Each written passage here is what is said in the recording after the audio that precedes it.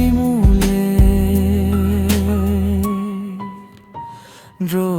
Hello everyone, আমি সোনিয়া বলছি new York থেকে। আর আপনারা দেখতেই পাচ্ছেন আমি বসে আছি শিমুলের ড্রয়িং রুমে। ও সরি, আমি তো আজকে হোস্ট না। ও যেটা হয় সব সময় সেটাই। সরি, আজকে আমি হোস্ট না, আজকে আমি গেস্ট হয়ে এসেছি। যাই হোক, শিমুলের ড্রয়িং রুমে খুব ভালো লাগছে। শিমুল, থ্যাংক ইউ। কেমন আছো? আমি তো খুব ভালো আছি, এটা আমার প্রশ্ন। তুমি কেমন আছো? উল্টো হয়ে গেছে, আমি খুবই ভালো আছি। আর আরো মানে বেশি ভালো লাগার কারণটা হচ্ছে তোমার সাথে বসে আছি। আমার খুব ভালো লাগছে এটা ভেবে যে সবসময় প্রশ্ন আমিই করি তোমাদের সবাইকে। তোমাদের সাথে আমি কথা বলি, আমার সাথে কিন্তু কারো কথা হয় না। বা আমার যে কিভাবে কি হচ্ছে বা আমার মনের কথা সেটা কিন্তু আমি আসলে বলতে পারি না। তো আজকে তুমি আমাকে নিয়ে এসেছো আমার মনের কথা জানার জন্য, আমার সাথে গল্প করার জন্য। সেটা আসলে আমার জন্য অনেক বিশাল একটা ব্যাপার। আর কি চাই? আর কিছু চাই না। ও চা, চা খাও। আচ্ছা, তোমার জন্য চা বানাই রাখছি আমি। বাই দ্য ওয়ে, শিমুলের হাতের চা খুবই মজার, খুবই মজার। আর আমি কিন্তু ওইসব টি ব্যাগের চা খাই না, শিমুল জানে। এই দেখেন, আর এটা কিন্তু একদম real T. Most of the TV শোতে তুমি জানো যে এরকম আমরা দেখি, হ্যাঁ, কাপ থাকে, মগ থাকে, সেটার মধ্যে পানি দিয়ে দেওয়া হয় বা কিছুই থাকে না। কিন্তু একদম মানে কি বলবো, বাংলাদেশি যে আমরা দুধ চা তৈরি করি, শিমুল আগে রেডি করে রেখেছে যে সোনিয়ারা আসছে, আমি ওই জন্য এক কাপ চা, আরো কিছু আছে, আরো অনেক খানা দানা আছে, পরে খাবো অনুষ্ঠানের পরে। আচ্ছা, একটু চাটা চুমুক দিয়ে নাও। সে আমার মাকে আপা ডাকে, সেই জন্য তাকে আমি আন্টি ডাকি। কিন্তু আমার কাছে মনে হয় এত ইয়াং একটা মেয়েকে আমি কি জন্য আন্টি ডাকবো, এই জন্য তাকে আমি ডার্লিং ডাকি। তা আজকে আমি ডার্লিংই সম্বোধন করবো তোমাকে। অ্যাবসলিউটলি, ডার্লিং তো অনেক প্রিয় একটা জিনিস। আমাদের অনেকের ধারণা থাকে যে প্রেম ভালোবাসে শুধু ডার্লিং না, ডার্লিং আপনি যে কাউকে ডাকতে পারেন যে আপনার খুব কাছের। আর মজার ব্যাপারটা হচ্ছে শিমুলের মাকেও আমি মানে কি বলবো আপা ডাকি, যেহেতু অনেক আগে থেকে বাংলাদেশে আমাদের পরিচয়। আর প্রথম যখন মানে এটা আমাকে একটু বলতে, হ্যাঁ অবশ্যই, শিমুলের সাথে আমার দেখা হয়েছিল অনেক বছর আগে বাংলাদেশে, আমাদের এশিয়ান টিভিতে, হ্যাঁ, ফোনোলাইভ মিউজিকে। শিমুলের মা আমাদের কি বলবো বাংলাদেশের স্বনামধন্য, আমাদের বাংলা সঙ্গীতের কিংবদন্তি শিল্পী, আমাদের সবার প্রিয় দিলরুবা খানের মেয়ে, আপনারা জানেন শিমুল খান। মা মেয়ে তারা একসাথে অনুষ্ঠানে এসেছিলেন এবং সেই অনুষ্ঠানেই আমার সাথে শিমুলের প্রথম পরিচয়। তারপর একটা দীর্ঘ সময় পরে আমাদেরই খুব কাছের বড় ভাই, আমাদেরই খুব কাছের বন্ধুর সে হলো কিনা তার কি বলবো better half, partner of crime, সহধর্মিনী, যাকে যা বলতে পারেন, love of the life, everything. So মানে আমরা তো তখন আসলে বুঝতেও পারিনি যে এত বছর পরে আমরা আবার নতুন করে কানেক্ট হব। তো যার জন্য ও আমাকে মাঝে মধ্যে আন্টি ডাকে, মাঝে মধ্যে ডার্লিং ডাকে, মানে মাকে দুজন নাম ধরেও ডাকে।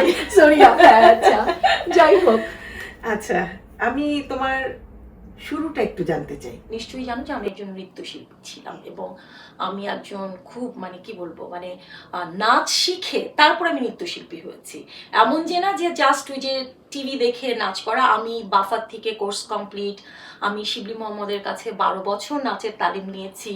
আমি ন্যাশনাল লেভেলে 2 বার অ্যাওয়ার্ড পেয়েছি। শিল্পকলা থেকে, নিজের প্রশংসা নিজে কেন করছি না, আমার তো জানতে হবে আজকে। শিল্পকলা থেকে আমি অনেকবার গভর্নমেন্ট ডেলিগেশনে নাচতে গিয়েছি। কিন্তু একটা সময় হলো যে আমার ওই নাচটা যখন মানে আমি হয়তো খুব লাইমলাইটে, আমার পারিবারিক কিছু কারণে আমাকে নাচটা বন্ধ করতে হলো। এটা একটা প্রেশারের কারণে। তো তখন অনেক আগের কথা, 2004-5 কথা। এখানে একটা টেলিভিশন চ্যানেল ছিল STV USA, সেটা বাংলাদেশও ছিল এখানে। সেখানে আমি একটা টক শো শুরু করি, দেশের কথা মনে পড়ে। ওই টক শোটা হচ্ছে যে যারা এখানে অনেক বছর ধরে বাট বাংলাদেশে যেতে পারছে না কোনো না কোনো কারণে, তাদের পরিবারকে বাংলাদেশ থেকে এবং এখান থেকে তাকে একসাথে কানেক্ট করা ভিডিও স্ক্রিনের মাধ্যমে। তো ওই প্রোগ্রামটা দিয়ে আসলে আমার উপস্থাপনার যাত্রাটা শুরু। তুমি তো 20 ইয়ার্স বললা, তোমাকে তাহলে এখনো কেন দেখি যারা আমরা গান করি একটা খাতা নিয়ে তাদের কাছে কাছে যে সব ইনফরমেশন কালেক্ট করো? এটা অনেক উপস্থাপিকাই করে না, কিন্তু তুমি এটা এখনো করো। এটার কারণটা কি বলো? কারণ নতুন যারা তারাও একটু জানুক কারণটা। আচ্ছা, তুমি তো সঙ্গীত শিল্পী একজন, অনেক নাম করা, তোমার মাও বাংলাদেশের একজন কিংবদন্তি শিল্পী। তোমার মা কি প্রতিদিন রেয়াজ করে না? সবকিছুই করা যায়, কিন্তু তুমি যদি কোনো কিছু ভালোভাবে উপস্থাপন করতে চাও, যেটা তুমি ভালোভাবে গান গাইতে হলে তোমার মনে হয় যে প্রতিদিন আমি আরো ভালো করে গান গাই, তুমি রেওয়াজ করো। যেহেতু আমাদের পড়াশোনা করাটা একজন উপস্থাপকের জন্য খুবই খুবই জরুরি। আমার মনে হয় যে আমি 20 বছর ধরে এই উপস্থাপনার জগতে বিচরণ করছি, কিন্তু প্রত্যেকটা প্রোগ্রামের আগে কিন্তু আমার একটা মানে কি বলবো টেনশন কাজ করে। যেমন আমি অর্গানাইজার প্রমোটারদেরকে ফোন করে বা আর্টিস্ট হয়তো যাকে আমি চিনি না, ধরো একটা নতুন একজন শিল্পী, আমি ফোন করি একটু তার সম্বন্ধে জানার চেষ্টা করি। দেখো, আমার মনে হয় নিজেকে সবসময় আপডেট রাখা এবং একজন উপস্থাপকের যথেষ্ট নলেজ থাকা উচিত তার শিল্পী, তার অনুষ্ঠান এবং তার দর্শক আনুষঙ্গিক সবকিছু সম্পর্কে। যার জন্য যখন আমি, তোমরা দেখো যে অনুষ্ঠানে যেটা হয়, আমি কোনোদিন তোমাদের সাথে হয়তো একটু ছবি তুলতে পারি না বা মজা গল্প করতে পারি না, আমি চুপচাপ আমার মতো কাগজ কলম নিয়ে যাওয়ার পর থেকে কাজ করতে থাকি। তো এটা আসলে যেদিন আমি করা বন্ধ করে দিব সেদিন মনে হয় না আমাকে আর কেউ অনুষ্ঠানে ডাকবে করি, কারণ হচ্ছে যে শেখার কোনো শেষ নেই। তুমি মৃত্যুর আগ পর্যন্ত তুমি শিখে যেতে পারবে, কারণ এই পৃথিবীতে তো সবকিছু চেঞ্জ। আজকে দেখো তুমি এত সুন্দর একটা সেট যেটা কিনা আমরা টেলিভিশনে, সেটা তুমি বাসায় করেছো কেন? কারণ টেকনোলজি আপডেট হওয়ার কারণে। তো আমার মনে হয় সেরকম একজন শিল্পীরও নিজেকে প্রতিদিন আপডেট করার জন্য তাকে চর্চা করতে হবে, অধ্যবসায় করতে হবে। That's it. খুব সুন্দর উত্তর। কষ্ট পাও কিসে? কষ্ট পাই যখন যোগ্যতার মূল্যায়ন করা হয় না। আর এখন মনে হয় এমন হয়ে গেছে যে আমাকে সবাই বলে যে আমি ফাইটার। আমার আসলে জীবনটাতে অনেক অনেক অনেক যুদ্ধ ছিল, এখনো যুদ্ধ করে যাচ্ছি। আর যারা হয়তো আমরা এই গ্ল্যামার ইন্ডাস্ট্রিতে কাজ করি শিমুল, আমাদের হাসিটা, আমাদের চাকচিক্যতে মানুষ এতটাই অভিভূত হয়, তারা আসলে বুঝতেই পারে না যে আমাদের জীবনে অনেক কষ্ট আছে, আমাদের জীবনে অনেক দুঃখ আছে। তবে আমার মনে হয় এখন আস্তে আস্তে অনুভূতিগুলি কেমন ভোতা হয়ে গেছে, আগের মতো সেইভাবে হয়তো কষ্ট পেলেও সেটা হয়তো এক্সপ্রেস করতে পারি না। তবে ওই যে যোগ্যতার অমূল্যায়ন হয় তখন হয়তো একটু খারাপ লাগে, হ্যাঁ, তখন অনেক কষ্ট পাই। ঠিক। আচ্ছা, ধরো তুমি মানে স্টেজে উপস্থাপনা করছো, ওই সময় আছে না কিছু যে কেউ কোনো একটা কথা বললো বাইরে থেকে, ওটা তুমি কিভাবে ম্যানেজ করো? তোমার ধরো খুব রাগ হয়েছে কথাটা শুনে, বাট তোমার তো ওইখানে রাগ হলে চলবে না, তুমি ম্যানেজ করবা কিভাবে? কিছু কিছু জায়গা আমার মনে হয় তোমাকে তোমার ভয়েস রেজ করতেই হয়, আমি এটা বলবো। Not every single place. ধরো উপস্থিত বুদ্ধি যেটা বলে একজন উপস্থাপক, কারণ তোমাকে এটাও শিমুল খেয়াল রাখতে হবে যে আমার অনুষ্ঠানের কোনো রকম যাতে কোনো মানে নেতিবাচক কোনো কিছু না আসে। ধরো কোনো একজন দর্শক বা ধরো কেউ একজন হয়তো অনেক ধরনের কমেন্ট ছুটছে আর্টিস্টকে নিয়ে বা অনেক কিছু, বাট একজন উপস্থাপক হিসাবে আমার মনে হয় সেই দর্শককে কিভাবে আমাকে স্টপ করাতে হবে সেটা আমার দায়িত্ব। হয়তো আমাকে নেগেটিভ কিছু তাকে বলতে হবে সেই আর্টিস্টকে। আমি যে মজার কাজটা করি তোমাকে আমি বলি, যেটা অনেকেই জানে যারা আমার কি বলবো দর্শক বা যারা আয়োজক। এমনও হয়েছে একটা প্রোগ্রামে বাংলাদেশে অনেক নাম করা শিল্পীরা ছিল, বাট ওখানে কিছু দর্শক অনেক উল্টাপাল্টা কমেন্ট করছিল। তো আমি কিন্তু তাদেরকে বের হয়ে যেতে বলেছি অনুষ্ঠান থেকে। আমার মনে হচ্ছে যে হাতে গোনা যদি 4 জন দর্শক 500 জনের মধ্যে বের হয়ে যায় তাতে কিন্তু কিছু হচ্ছে না, কারণ 4 জন দর্শক কিন্তু অনুষ্ঠানের মানটা নষ্ট করে দিচ্ছে। আর যেটা করি ধরো সেটা হয়তো 500 জনের, কিন্তু এখন ধরো কয়েক হাজার দর্শক থাকে সেখান থেকে, বা হয়তো আমি শুনতে পাচ্ছি, তা আমি যে কাজটা করি খুব মজার, আমি বলি যে আমি ওখান থেকে দেখতে পাচ্ছি কে জানি কিছু বলতে চাচ্ছে, ভাইয়া আমি না খুব টায়ার্ড, প্লিজ আপনি একটু আসেন, আমি মাইক্রোফোনটা নিয়ে আসছি, আপনি এবার কথা বলেন, আমি যাব। আপনি যদি বলতেই চান আমরা সবাই শুনতে চাই আপনি কি বলতে চান। তা আমি তখন তাকে মাইক্রোফোন দেওয়ার জন্য আমি রেডি হই। তো তুমিও তো বুঝোই দূর থেকে অনেক কমেন্ট করা যায়, কিন্তু কাছে আসলে তো তাই না, সবাই কিন্তু মাইক্রোফোন দেখলে অনেকেই নার্ভাস, নর্মাল যারা আছেন। তো এই জিনিসটা আমি করি, আমি ভাইয়াটা অনেকক্ষণ ধরে কিছু বলতে চাচ্ছে, আপুটা আমি মাইক্রোফোন নিয়ে আপনার সামনে আসছি, প্লিজ আপনি যা বলেন মাইক্রোফোন বলে। তো তখন অনেকে লজ্জা পেয়ে যায়। তো এটা আমার দর্শকরা জানে, স্পেশালি নিউ ইয়র্কের, যারা আমাকে অনেক দেখে চিনে, জানে যে আমি, তবে হ্যাঁ তোমাকে ট্যাকেল করতে হবে খুব টেকনিক্যালি, যাতে দর্শকও না হয়, মন খারাপ না করে। দর্শক যাতে মানে অনেক সময় মানুষের হয় না যে বিবেক হয়তো কিছু সময়ের জন্য লোপ পেয়ে যায়, যেটা বুঝতে হবে যে আমি একটা অনুষ্ঠানে এসেছি, সেখানে আসলে অনুষ্ঠান নষ্ট করার কোনো দায়িত্ব মানে কোনো রকম ভাইব আমাদের থাকা চলবে না। তোমার ভালো না লাগতে পারে, but the door is open for you, you may leave now. তোমার প্রথম প্রেম নিয়ে কিছু বলো। ও, প্রথম যে যার প্রেমে পড়েছিলাম, হ্যাঁ, তার সাথে না কোনোদিন মানে ইট ওয়াজ এ প্ল্যাটনিক লাভ। তাকে সেও আমাকে পছন্দ করতো, আমিও তাকে পছন্দ করতাম। অনেক বছর তার জন্য অপেক্ষা করেছিলাম, কিন্তু সামহাও আমাদের বিয়ে হয়নি। হ্যাঁ, সেও মানে হয় না যে তখন বাংলাদেশে কনজারভেটিভ ফ্যামিলিতে বড় হওয়া, বাবা মা হয়তো মানে কি বলবো, মানে বাবা মার অপছন্দে কিছু করতে যাব না, আমি খুব ভয় পেতাম আমার মাকে। আমার মা একদম পুরো মিলিটারি, মানে কি বলবো, মিলিটারি নিয়মে আমরা বড় হয়েছি ভাই বোনরা। তো যার জন্য অনেকে এখন আমাকে মিলাতে পারে না যে সেই সোনিয়া আর এই সোনিয়া। হ্যাঁ, তো প্রথম প্রেম ওইটাই আমার মনে প্রথম প্রেম ছিল। কারণ একটা মানুষের জন্য 3 বছর কি বলবো, অনেক মন খারাপ হতো, মনে হতো ওনার সাথে যদি জীবনটা শুরু করতে পারতাম। তা আমার প্রথম প্রেম হচ্ছে এই। বাস্তবে আসলে প্রেম করার হয়নি, কিন্তু বলবো না সে কে। মজার ব্যাপার, সে এখন আমেরিকাতে সেটেলড। সে তো সংসার আছে, সে তার মধ্যে সুখে আছে। সে মনে হয় এগুলো দেখবে না, কারণ হচ্ছে সে একদম মানে খুব একটা মানে আমাদের মিডিয়া ইন্ডাস্ট্রি বা এতে তার এত মাথা ব্যথা নেই। তবে সে খুব ভালো মানুষ, সেটা ঠিক। আমি তার জন্য সবসময় দূর থেকে দোয়া করি। এমন কিছু তোমার ব্যাপারে বলো যেটা আমরা সাধারণ মানুষ কখনো আগে জানিনি এবং দেখিওনি। আমার অনেক রাগ। এটা তো তোমাদের বরিশালের। ও, এখন বরিশাল, সব ডিস্ট্রিক্টেই ভালো খারাপ মানুষ আছে। কিন্তু সমস্যা কি জানো, আমি না হয় না যেটা হয় যে ইভেন আমি তোমাকে একটা সাধারণ উদাহরণ দিই, আমার ছেলেকে ধরো, আমার ছেলে কোন একটা আমার কথা শুনেনি বা বেয়াদবি করছে, আমি মনে মনে ডিসিশন নিই আমি তাকে কঠিন শাস্তি দিব। আমি হয়তো ওয়াইফাইটা অফ করে দিব, তাকে আমি আজকে সারাদিন খেলতে দিব না, গেম খেলতে দিব না।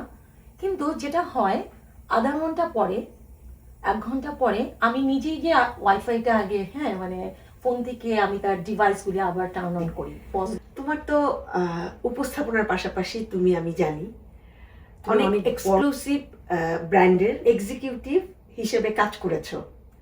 ওখানে ধরো বিলিনিয়ার, তুমি তো কোন জায়গায় কাজ করেছো, তাই না? তো বিলিনিয়ার কেউ তোমাকে কখনো কোন রকম কোনো মানে প্রপোজ বা বলেছে যে Sonia you are a bold and beautiful, এরকম কোন একটা অভিজ্ঞতা তুমি বলো। আচ্ছা, ওকে, খুব মজার প্রশ্ন। এবং আচ্ছা, আমি আসলে Shimul I was very lucky, but still I am very lucky যে আমি যখন এদেশে এসেছি, আমার মানে মানে ধরো জব ওয়ার্ল্ড, মানে এটা এত আমার ছোটবেলা থেকেও শখ ছিল যে আমি কাজ করলে সেরকম কোনো হাই এন্ড ব্র্যান্ডে কাজ করব।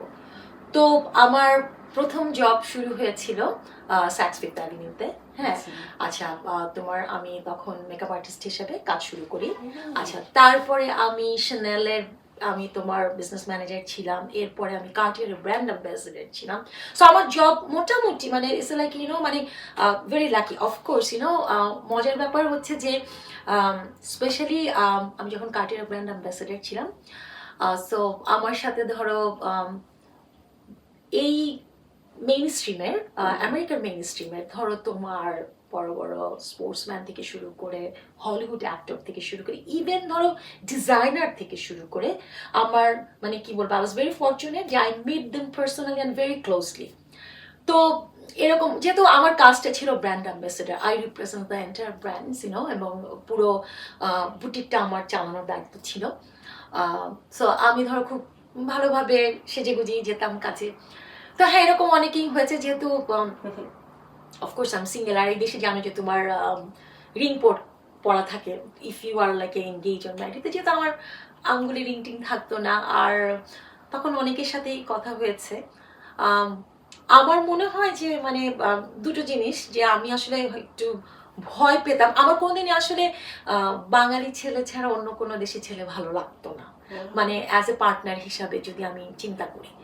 তো আমাকে দুটো কারণে আমি আসলে কোনো সময় আমার পার্সোনাল লাইফ আর প্রফেশনাল লাইফটাকে আমি মানে কোনোদিন কানেক্ট করি। প্রথমত হচ্ছে যে আমার client is only my client. Yes, I can go with my client for dinner something. আমি এরকম হয়েছে অনেক ভালো ভালো মানুষের সাথে আমার পরিচয় হচ্ছেন, they become very good friends of mind. হ্যাঁ, বাট আমি তাদের সাথে ফ্যামিলি ডিনারে গিয়েছি, তারা আমাকে বিভিন্ন সময় স্পেশালি ক্রিসমাসের সময় আমাকে ইনভাইট করেছে, ভালো ভালো গিফট পাঠিয়েছে।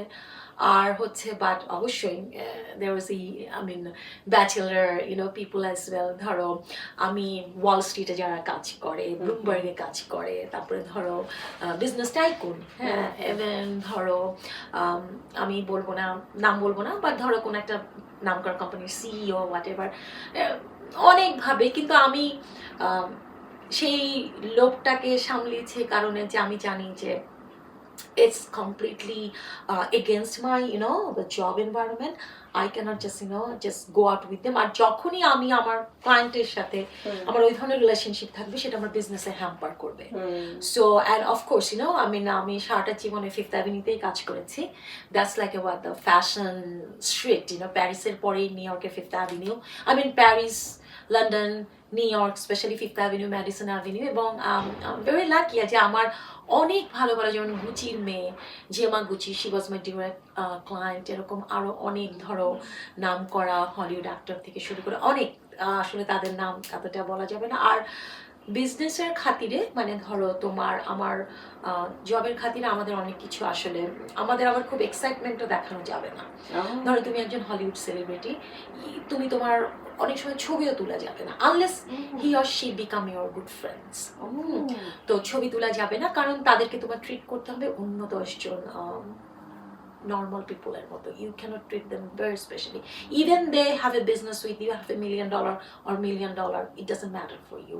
তোমাকে তাদেরকে খুব নর্মালি ডিল করতে হবে। হ্যাঁ, আফটার দ্যাট যদি তোমার সাথে পার্সোনাল রিলেশনশিপ হয়, বন্ধুত্ব হয়, অফকোর্স তুমি তাদেরকে, কিন্তু তবে হ্যাঁ, আমি তো বললাম যে আমি ভেরি ফরচুনেট আমার এই কাজের সুবাদে। আর আমার মনে হয় যেহেতু আমি ভেরি গুড অন সেলস, সে কারণেই আমি হয়তো বা এই মিডিয়া ইন্ডাস্ট্রিতে, বিকজ দ্য কনভিন্সিং মানে তোমার তো সেলস ইন্ডাস্ট্রিতে কাজ করতে হলে you have to have that convincing power to convince the people. তো আমার মনে হয় যেহেতু আমি কথা বলে মানুষকে মানে কি বলবো পটাতে পারি, পার্সোনাল লাইফে শুধু পটাতে পারি না কাউকে, এটাই সমস্যা। আমি পটাতে পারি কাউকে, হয়তো বা আমি কনভিন্স করতে পারি, I know how to sell. আর আমাকে একজন কমেন্ট করেছিল আমাকে নাকি অ্যামাজনের জঙ্গলেও যদি কাঠ বিক্রি করতে দেওয়া হয় আমি সেখানে গিয়ে কাঠ বিক্রি করতে পারবো।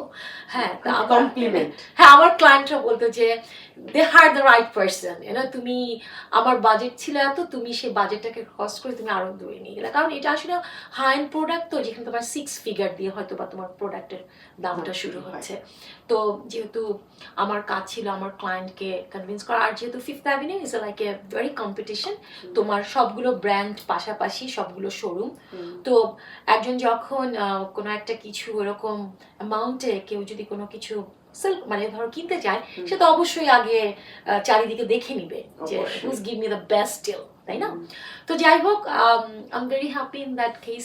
আর যখনই ওরা শুনতো আমি আমাদের কমিউনিটিতে কাজ করি, ওরা খুবই আরো বেশি, আমার অনেক ক্লায়েন্ট আমাকে বলো ইনভাইট করো, কিন্তু আসলে ওতে কিছু বুঝবে না বাংলায়। তোমার বাড়ি তো বরিশাল, বরিশাল কিছু আছে না, কোথাকার গালি কোথাকার বুলি, এরকম একটা কথা আছে। তোমাদের বরিশালের এরকম কোনো বুলি আছে নাকি যে মানুষ সবসময় যেটা বলে, এরকম আরো নতুন কোনো কমন কিছু আছে নাকি? আমি জানি না এটা নতুন কিনা। আমি আসলে বরিশালের ভাষা পারি না, এটা যেন আমার খুব কষ্ট লাগে, কারণ আমরা ঢাকায় ছোটবেলায় বড় হওয়া, আমার বাপ চাচারা সব ঢাকাতে। তো ওই তারা ভাই বোনরা যখন কথা বলে তখন বরিশালের ভাষায় কথা বলে, কিন্তু আমরা যেহেতু, কিন্তু আমার আরেকটা শব্দ খুব ভালো লাগে, জানি না এটা তুমি শুনে কিনা। বলো। মনু লঞ্চও গেল ফন্সও গেল, মানে লঞ্চ একজনে কেউ যেরকম যে লঞ্চ ধরতে গিয়ে লঞ্চে উঠতে গেছে, তার স্পঞ্জ পড়ে গেছে পানিতে, ওই লঞ্চও গেল পন্সও গেল। হ্যাঁ, এটা আমার কাছে খুব মজা লাগে। মানে আই উইশ, আমার সত্যি আমার মাঝে মধ্যে মনে হয় যে আমি যদি বরিশালের ভাষা একটু জানতাম, স্টেজে আমি প্রথম 1-2 মিনিট বরিশালের ভাষা উপস্থাপনা করতাম। আমি ইকবালকে দেখে কখনো ভাবিনি ও বরিশালের কথা বলতে পারে, কিন্তু আসলে পারো। ও খুব ভালো পারে। Absolutely. কারণ ওর ফ্রেন্ডদের সাথে যখন কথা বলে তখন ও খুব সুন্দর বরিশাল্লা কথা বলে। আর আমার মনে হয় এই দিক থেকে আমার খুবই ব্যাড লাক, আমার কোনো ফ্রেন্ড সার্কেলও ছিল না they are from Barisal, or like আমাদের ফ্যামিলি সবাই, মানে আমার বাবাও আমাদের সাথে শুদ্ধ ভাষায় কথা বলতো। তো ওইটা এখন আমার খুব, মানে আমি যখন অন্য কেউ বরিশালের ভাষায় নাটক দেখি বা শুনি, আমার এত ভালো লাগে যে আমি কেন বরিশালের ভাষা পারি না। হ্যাঁ, আসলে সত্যি খুব দুঃখ লাগে যে আমি যদি এটা একটু পারতাম, আমি স্টেজের মধ্যে অনেক মজা করতে পারতাম। আর তুমি দেখো, একটা হচ্ছে তুমি ছোটবেলা থেকে শিখে বলা, সেটার অ্যাকসেন্ট একরকম, আর নতুন করে একটা শিখা, সেটার অ্যাকসেন্ট আরেক রকম হবে। তো আমার মনে হয় যে আমি বললে আমার অ্যাকসেন্টটা ওই ফ্লুয়েন্ট বরিশালের ভাষা আসবে না, কিন্তু এটা আমি মনে করি আমার একটা কি বলবো, এটা আমার দুর্ভাগ্য, হ্যাঁ, যে আমি বরিশালের ভাষা পারি না। সত্যি অনেক কথা বললাম তোমার, আসলে অনেক, আজকে অনেক গল্প করলাম, অনেক গল্প করলাম, তোমার অনেক অজানা কথা জানলাম। কিন্তু আমি চাই আজকে আমার এই অনুষ্ঠান তুমি শেষ করো। ও মাই গড, আচ্ছা ভাবলাম আছে। যাই হোক, আমি এতক্ষণ কথা বলছিলাম কি বলবো, যার কণ্ঠে সুরে পুরো দর্শক কি বলবো মুগ্ধ হয়ে মঞ্চ থেকে যার দিকে তাকিয়ে থাকে, শুধু তাকিয়ে থাকে না, তার কণ্ঠ সুরে আর একটি স্বপ্নের জগতে চলে যায়, সেরকম একজন মানুষ আজকে আমি সোনিয়া, আমার সাথে তার অনেক গল্প হচ্ছে। শিমুলের ড্রয়িং রুম আসলে সত্যি চমৎকার একটি ড্রয়িং রুম, যেখানে শিল্পের ছোঁয়া, যেখানে ভালোবাসা, যেখানে আরো অনেক কিছু রয়েছে। এর থেকে মনে হয় বেশি কিছু একটা মানুষের দরকার হয় না। সবচেয়ে বড় সম্পর্ক হচ্ছে ভালোবাসার সম্পর্ক। রক্তের সম্পর্ক হলেও কিন্তু অনেক সময় সেখানে ভালোবাসা থাকে না। আর সেই ভালোবাসার জন্যই আমরা শিমুলকে এখনো ভালোবাসি, সারা জীবন ভালোবাসবো। অমায়িক একজন মানুষ, ভালো একজন মানুষ। আপনারা সবাই শিমুলের ড্রয়িং রুমের অনুষ্ঠানটি অবশ্যই তো দেখবেন এবং বেশি করে লাইক অ্যান্ড শেয়ার করবেন এবং আমাদের শিমুলের ড্রয়িং রুমের সাথে থাকবেন। আজকের মতো এখানেই শেষ, ভালো থাকবেন।